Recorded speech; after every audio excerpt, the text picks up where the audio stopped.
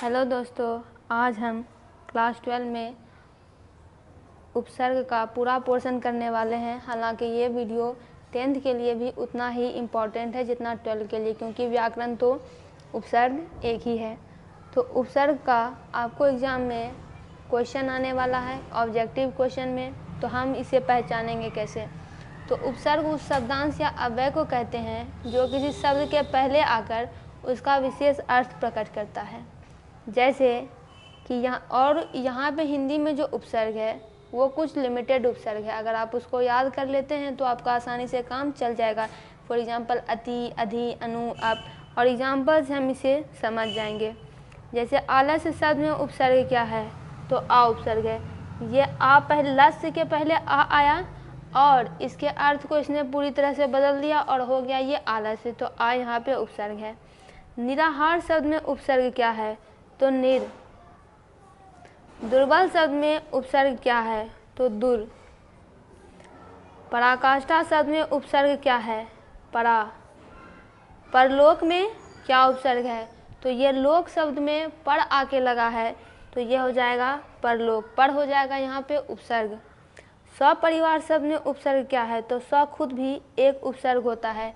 परिवार में जब स लग गया आगे आके तो ये हो गया सपरिवार, यानी इसके अर्थ को इस तरह से इसने चेंज कर दिया। अध्पका शब्द में कौन सा उपसर्ग है, तो अध उपसर्ग है। यहाँ पे ध्यान देने वाली बात यह है कि व्याकरण में जो हम पढ़ते हैं उसमें कुछ संस्कृत के उपसर्ग होते हैं, कुछ हिंदी के उपसर्ग होते हैं और कुछ उर्दू के उपसर्ग होते हैं। तो इस तरह से आपको इन सारे उपसर्गों को याद रखना है। नेक्स्ट है नीडर शब्द में कौन सा उपसर्ग है, तो नीडर शब्द में नी उपसर्ग है। नी का मतलब होता है निषेध और ये एक हिंदी का उपसर्ग है। उपकार शब्द में कौन सा उपसर्ग है, उपकार में उप उपसर्ग है। कार में आकर उप लग गया तो ये हो गया उपकार। पर्यवेक्षक में कौन सा उपसर्ग होगा, तो परि। उपवास में कौन सा उपसर्ग है, उप। विकास शब्द में कौन सा उपसर्ग है, तो काश के पहले वी आकर लगा है और उसने काश के अर्थ को बदला है तो ये हो जाएगा वी हो जाएगा यहाँ पे उपसर्ग। और वी है संस्कृत का उपसर्ग जिसका मतलब होता है विशेषता, भिन्नता या फिर अभाव। अतिरिक्त शब्द में कौन सा उपसर्ग है, अतिरिक्त में अति उपसर्ग है और अति भी संस्कृत का ही उपसर्ग है। निवास शब्द में कौन सा उपसर्ग है, निवास शब्द में नी उपसर्ग है। नी एक हिंदी का उपसर्ग है जिसका मतलब होता है निषेध। सम शब्द से निर्मित शब्द नहीं, यानी जो सम से नहीं बना है, तो सम से संहार भी बना है। सम प्लस हार संहार होता है, सम प्लस बोधन संबोधन होता है। अगर आपको संधि का भी ज्ञान रहेगा तो आप आसानी से उपसर्ग बना देंगे। सम प्लस विधान संविधान बना है। सुमति सम से नहीं बना है, इसमें सु उपसर्ग लगा है सुमति में अगर पूछे तो, लेकिन सम से सुमति बना नहीं है। स्वाभिमान में कौन सा उपसर्ग है, स्वाभिमान में स्व उपसर्ग है। अतिक्रमण में कौन सा उपसर्ग है, तो अति उपसर्ग है। अति एक संस्कृत का उपसर्ग है जिसका मतलब होता है अधिक। सुगंध में कौन सा उपसर्ग है, सुगंध में सु उपसर्ग है।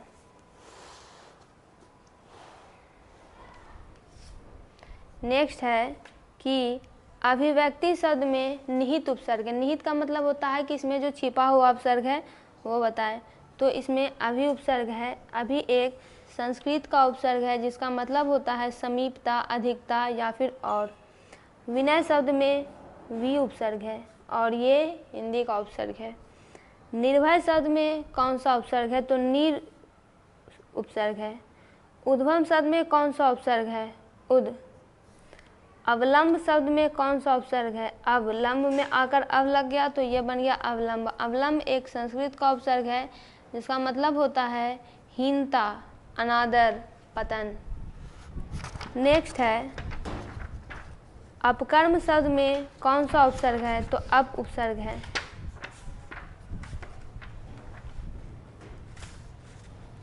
उद्घाटन शब्द में कौन सा उपसर्ग है, उद। प्रख्यात में कौन सा उपसर्ग है, तो प्र। प्रत्युत्पन्न मति शब्द में उपसर्ग है तो प्रति। भरपेट में कौन सा उपसर्ग है? भर। पुरातन में कौन सा उपसर्ग है? तो पुरा। अज्ञान में कौन सा उपसर्ग है? अज्ञान में अ उपसर्ग है। किस शब्द में उपसर्ग नहीं है? तो यहाँ पे हम देखेंगे अपवाद में उपसर्ग है अप, प्रभाव में है प्र और पराजय में है परा। ओढ़ना कोई उपसर्ग नहीं है, ओ कोई उपसर्ग नहीं है। अवनत शब्द में कौन सा उपसर्ग है? तो अब। प्रक्रिया में कौन सा उपसर्ग है? तो प्र। परामर्श में परा। अधिकार में अधि। अधि एक संस्कृत का उपसर्ग है। सु उपसर्ग का क्या अर्थ है? देखिए अर्थ भी यहाँ पे पूछा जा रहा है, तो अर्थ का मतलब होता है अच्छा। अब उपसर्ग का क्या अर्थ है? यानी हीन। अभी उपसर्ग का क्या अर्थ है? यानी चारों ओर। आगे बढ़ते हैं।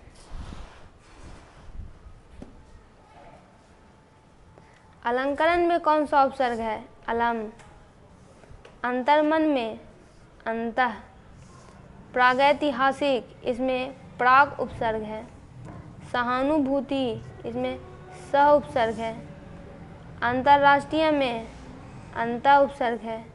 अनुसरण में अनु उपसर्ग है। अभियोजन में अभि उपसर्ग है। प्रख्यात में प्र उपसर्ग है।